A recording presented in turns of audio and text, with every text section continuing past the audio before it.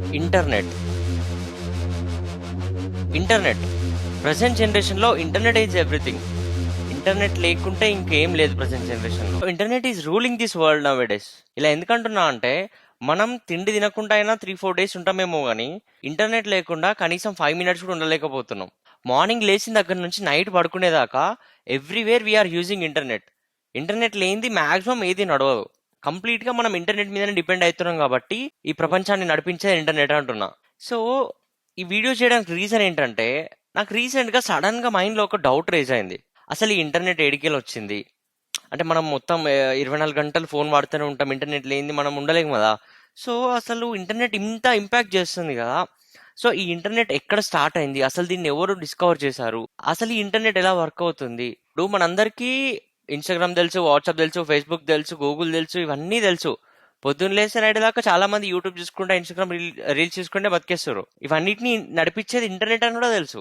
కానీ ఈ ఇంటర్నెట్ ఎక్కడి నుంచి వస్తుందో చాలా మందికి తెలియదు. జస్ట్ ఫోన్ లో డాటా చేస్తున్నాం, అయిపోయేదాకా యూజ్ చేస్తున్నాం, మళ్ళీ రీఛార్జ్ చేస్తున్నాం, అంతే తెలుసు మనకి. సో ఇంటర్నెట్ ఎక్కడి నుంచి వచ్చిందో తెలుసుకునే వాళ్ళ కోసం ఈ వీడియో.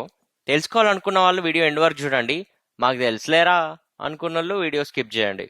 సో నాలానే ఇలాంటి డౌట్స్ చాలా మందికి వస్తుంటాయి. సో వచ్చిన డౌట్స్ గురించి రీసెర్చ్ చేసి వాటి గురించి తెలుసుకొని మీ అందరితో షేర్ చేసుకోవడం కోసమే ఈ ఛానల్. సో మీరు కూడా నాతో తెలుసుకోవాలనుకుంటే వెంటనే యువాస్కోప్ ఛానల్ ని సబ్స్క్రైబ్ చేసుకోండి అండ్ మీ ఫ్రెండ్స్ అండ్ ఫ్యామిలీకి షేర్ చేయండి, సపోర్ట్ చేయండి. Thank you so much. So ఇంకా లేట్ చేయకుండా వీడియోలోకి వెళ్దాం. ప్రెసెంట్ డేస్ లో ఇంటర్నెట్ అంటే మనకు తెలిసింది ఒకటే, either mobile data or wifi. కానీ అసలు కథ వేరే ఉంది. సో హిస్టరీలోకి వెళ్తే 1960s టైంలో కోల్డ్ వార్స్ జరుగుతున్నాయి. సో ఆ టైంలో యూఎస్ఏకి ఒక కమ్యూనికేషన్ సిస్టమ్ కావాల్సి వచ్చింది. ఎలాంటి కమ్యూనికేషన్ సిస్టమ్ అంటే, అప్పట్లో కంప్యూటర్స్ యూజ్ చేసేవాళ్ళు. కంప్యూటర్స్లోనే డేటా అంతా స్టోర్ అయ్యేది. బట్ కంప్యూటర్స్ పార్ట్స్ డామేజ్ అయినా కూడా ఆ ఇన్ఫర్మేషన్ ఏడికి పోకుండా, ఈ కమ్యూనికేషన్ ఏడికి పోకుండా ఉండే ఒక సిస్టమ్ కావాల్సి వచ్చింది. సో ఆ టైంలోనే ఏఆర్పిఏ అనే ఒక గవర్నమెంట్ ఏజెన్సీ అర్పానెట్, ఏఆర్పిఏ నెట్ అనే ఒక నెట్వర్క్ ని తీసుకొచ్చింది.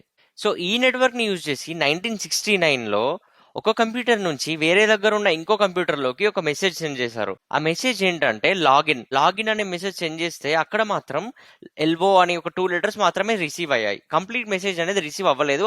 అది కంప్లీట్ మెసేజ్ లోడ్ అయ్యేలోపే సిస్టమ్ క్రాష్ అయిపోయింది. సో ఈ ఎల్ఓ అనేదే ఫస్ట్ మెసేజ్ సెండ్ వేయా ఇంటర్నెట్ యూజ్ చేసి పంపించిన ఫస్ట్ మెసేజ్ ఈ ఎల్ఓ.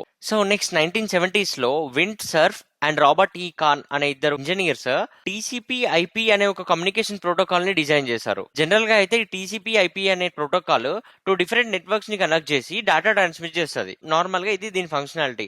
ఈ టీసీపీ ఐపీ గురించి ఇంకా డీటెయిల్ గా తెలుసుకోవాలని ఇంట్రెస్ట్ ఉంటే కింద కామెంట్ చేయండి, మనం ఇంకో వీడియో కూడా చేద్దాం దీని మీద. ప్రస్తుతానికైతే ఈ టీసీపీ ఐపీ అనేది ఏంటంటే 2 నెట్వర్క్స్ ని కనెక్ట్ చేసి డేటా ట్రాన్స్మిట్ చేస్తుంది. సో ఇది మంచిగా వర్కౌట్ అవుతుంది కాబట్టి ఈ టీసీపీ ఐపీని 1983లో మళ్ళీ ఈ ఏఆర్పిఏ అనే ఏజెన్సీ దీన్ని అఫీషియల్ గా అడాప్ట్ చేసుకుంది. సో ఈ మోడర్న్ ఇంటర్నెట్ అనేది ఆ రోజు అక్కడ పుట్టింది. సో ఇప్పటికీ టీసీపీ ఐపీ అనే ఈ ప్రోటోకాల్ నే మెయిన్ గా యూజ్ చేస్తున్నాం ఇంటర్నెట్ కోసం. సో ప్రస్తుతానికి ఇంటర్నెట్ ఎలా స్టార్ట్ అయింది, ఎలా పుట్టింది అనేది తెలుసుకున్నాం కదా.